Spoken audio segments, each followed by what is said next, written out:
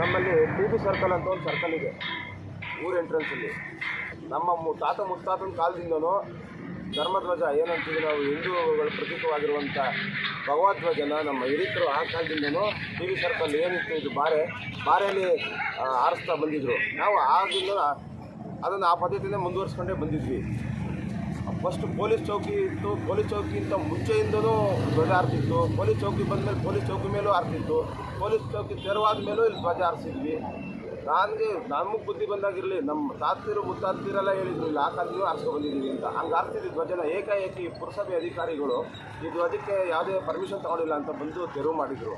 ನಮಗೆ ವಿಚಾರ ಗೊತ್ತಾಯಿತು. ತಿರ್ಗಾ ಬಂದು ಹೊಸದಾಗಿ ಧ್ವಜ ನೆಟ್ವಿ. ಅದನ್ನು ತಿರ್ಗಾ ತೆರವು ಮಾಡಿದ್ದಾರೆ. ಇದಕ್ಕೆ ಯಾವುದೇ ಪರ್ಮಿಷನ್ ತೊಗೊಂಡಿಲ್ಲ ಅಂತ. ಈ ಊರ ಮಧ್ಯದಲ್ಲಿ ಹಳ್ಳಿಕಟ್ಟೆ ಇರುತ್ತೆ. ಹಳ್ಳಿಕಟ್ಟೆ ಯಾರೋ ಬಂದು ನೆಟ್ಟಿರ್ತಾರೋ ಇಲ್ಲೋ ಅದೇ ಬೆಳ್ಕೊಂಡಿರ್ಬೋದು. ಅದು ಹಳ್ಳಿಕಟ್ಟೆಯಾಗಿ ಮಾರ್ಪಟ್ಟಾಗಿ ಎಲ್ಲರಿಗೂ ಒಂದು ಪೂಜನೀಯ ಭಾವನೆ ಇರ್ತದೆ. ಅದಕ್ಕೆ ಇವ್ರ ಹತ್ರ ಪರ್ಮಿಷನ್ ತಗೊಂಡಿಲ್ಲ ಅಂತ ಅಂದ್ಬಿಟ್ಟು ಅದನ್ನ ಅನಧಿಕೃತ ಅನ್ನೋಕ್ಕಾಗುತ್ತೆ ಹಳ್ಳಿಕಟ್ಟೆನ, ಗ್ರಾಮ ದೇವತೆ ದೇವಸ್ಥಾನಗಳನ್ನೆಲ್ಲ.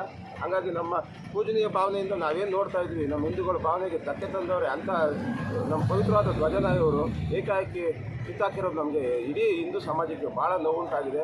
ಹಾಗಾಗಿ ಯಥಾಸ್ಥಿತಿ ಏನಿತ್ತು ಅನಾದಿ ಕಾಲದಿಂದ ಏನಲ್ಲಿ ಭಗವಧ್ವಜ ಹಾರಾಡ್ತಿತ್ತು ಅದೇ ಜಾಗದಲ್ಲಿ ಭಗವಧ್ವಜ ನೆಡಕ್ಕೆ ನಮಗೆ ಅವಕಾಶ ಮಾಡಿಕೊಡ್ಬೇಕು.